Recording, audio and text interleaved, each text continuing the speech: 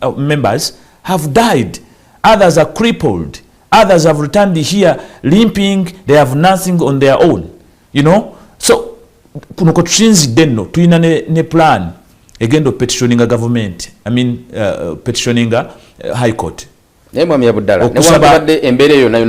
Yes. But we still tulaba abantu bachaya n'okugenda. No, of course that is their right. Bwana Khan, sagala oberenga ontisatisa. Sagala kuntisatisa. People have freedom to seek employment wherever they want. One, the freedom for migration. Toso akubaga nakola ki? Kugenda. Kati gwamanyi nti olina accountability to their migration. You instill order. It is the responsibility of government to instill laws, to put a law. Not to rush into a bilateral without a law. Mutadde bilateral Saudi Arabia nete mwina teka liruma wano. Nemu dealing mu business, you rush into business, you rush into looking at remittances, but you don't mind about the migrants. Those migrants you recruit nga tebamanyina kumanya. Mutwala mitwe mikalu. So, tetwagala batuvuga speeding batunulira remittance oyo yakomawo naye nga tebagala kutuwuliriza kitubagamba nti ebitusomooza nabyo twetaaga tubeewo mu kusalawo. Okiwulira? Mulinawo enteekateeka ezogera ne bano ababatwala kubanga kyendowooza kitandikira kwono atwala omwana omuteeseteese otya biki byasuubira azimu contracts basayininga bakyalina wano. Abo balinga piki bakusamba tesobola kwakabwetu mpozi n'empya ez'ebipeesa omala gikuba mu mugere. Yes, buba migere naye nga tugezaako okulaba nti tubatuukirira, you know, owandiikira abamakampani n'akuddamu nga bw'ayagala.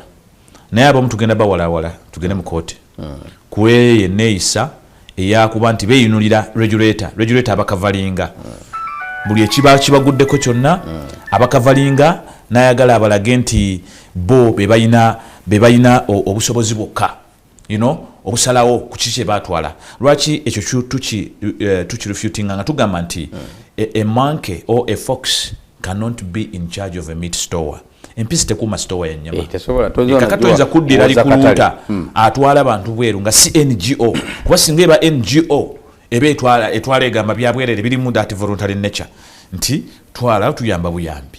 Mugende, we are sourcing you, mugende mukole for free. Naye bano bali kuluuta, they are limited companies with shares. Share capital. They expect element ka business. Batwala biringanya. Batwala bantu bano bebakola ka magobago. So let me ask you, gwe bobo manyi ku business language. Eri akola business nga tayagala funa. Era ultimate goal eba yakufuna. Eba yakufuna kati batufunako batya. Tuli byamaguzi. Obatandika ddyo okubanga bebaweebwa license etutwala. Lwaki license tebaziwa ebitongole eby'ekika ekirala ebitali bino ebikozi by'amagoba? Bwe kibanga ddala tewali intention efuna amagoba. But the fact is bafuna amagoba, bafuna commission ku buli mutwe gwa muntu. Kati gwe mbuulira ani asobola okukkiriza ofiirwa amagoba age?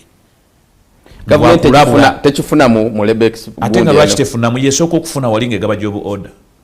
Buli mutwe bagujja government isooka n'egujjako wali $3. Emitwalo nga 10 n'ekintu. $3 neziteeka wali zijja wane wa Mr. Kasaija. Ezo nazo tuzibanja. Bannayuganda ne bafanga be baagala naye nga bo bajjako $3. That is exploitation. Ezo sente nekizikola tukitegeera. Not even compensating the migrants that have suffered the other side. Tetumanyi kizikola. Not okututerayo enough manpower support. Eyaba attaches abamala oba labor officers abamala ku ground ba welfare abantu bonna abadiringa mu nsonga zino ne regulation beyogerako bonna bali compromised. Awo wenyini wenjagala okubuliza compromisation ejo yogerako. Watyanga omusango gwe muliko oba omwana yagenda gwe muri mu kuyamba. Waliwo omunene waliwo forces ebabega. How do you deal with such kind of omunene kitegeeza? For example, waliwo mafias. So kuba mafia. Wasobola kubanga munene mu government. Does the word mafia apply in the laws of Uganda? No, it is nobody not is above the law. Of course, but we can try our best. We can try our best. We can die trying to save that person using the avenues of the law. But what we are saying still, nti avenues eziriwo nafu. musiba byayi zisibisibwa kita kusibisa byayi yes nateka ga musiba byayi kakati ezo avenues twagala okuchallenge because we have that right also to actually influence policy yes we want to influence policy change. Regulated by who? If regulated to the under Ministry of Gender and Internal Affairs. Okay. So gender tutunuliranga labor organizations then Internal Affairs netulanga NGOs the NGOs were organizations ezili non-state, the non-state players. So when we come into force, we try to assist and try to supplement, to bridge gaps where government can't do better. We come to supplement, not to replace their role, but to supplement and also to advocate, to call on new policies, you know, to rally on sensitization, okuremindinga abantu kuchichi amateeka gano kigategeeza oganyonnyola okulaba abantu wabaawo obwenkanya. So the compromise I've been talking about eri muba stakeholders nti ekisooka bw'otunula labor arrangements according to the international labor standards arrangements ez'abakozi zirimu abantu basatu ziringa nga bolaba emmere oba the three arms of government executive, judiciary, legislature. Why? What informed a democratic government to have such three arms? It was because they wanted to see justice and also eliminate the compromise element. Okujjao a state of absolutism whereby one can impose a state of eguraga oba okuslapinga obuddu okuslapinga okutulugunya ku bantu akusiga eddala singa abanga taweereddwa that freedom to come as a stake. You know, nti executive tasobola kwemaliriza kusalawo nsonga za Uganda newankubadde ezisuperitendinga erina weetandikira ate ne weekoma. Then legislature nayo nejja nebaako weetandikira weebeera nga erina that monopoly and jurisdiction to handle matters. Then judiciary, but still ojjalaba wabaawo obukubagano naye ekikulu kiri nti amasiga asatu weegali. So kati fe tugamba it is not justice okuleka bannayuganda bagenda ebweru nga mwe mutugamba nti Ministry ya Gender yebikolako ne bali kuluuta ate be mutwala mubikolako mubitukolerako nga baani. What is our position? What is our stakeship nga temunabikola? How can you think we can serve food that you have cooked behind closed doors? Fe mujifumbe mujenga mutuwa because that's what's going on. Kulwaki bakwatembere ne bagifumbira mbisenge ne batuyita bwisi kulya. We don't contribute. Magala mubereyo mufumbe. Of course, what if you serve as poison? You have served as poison for a long time. And the men of our even bananas you can't compact them like that. Because you fear zinzo okuvunda oba okwononeka. Nekati abantu muba compactinga and you expose them to dehumanizing situations. Kale betwabisinzirako ne tugamba tulubanga ddala abantu abalina inalienable rights.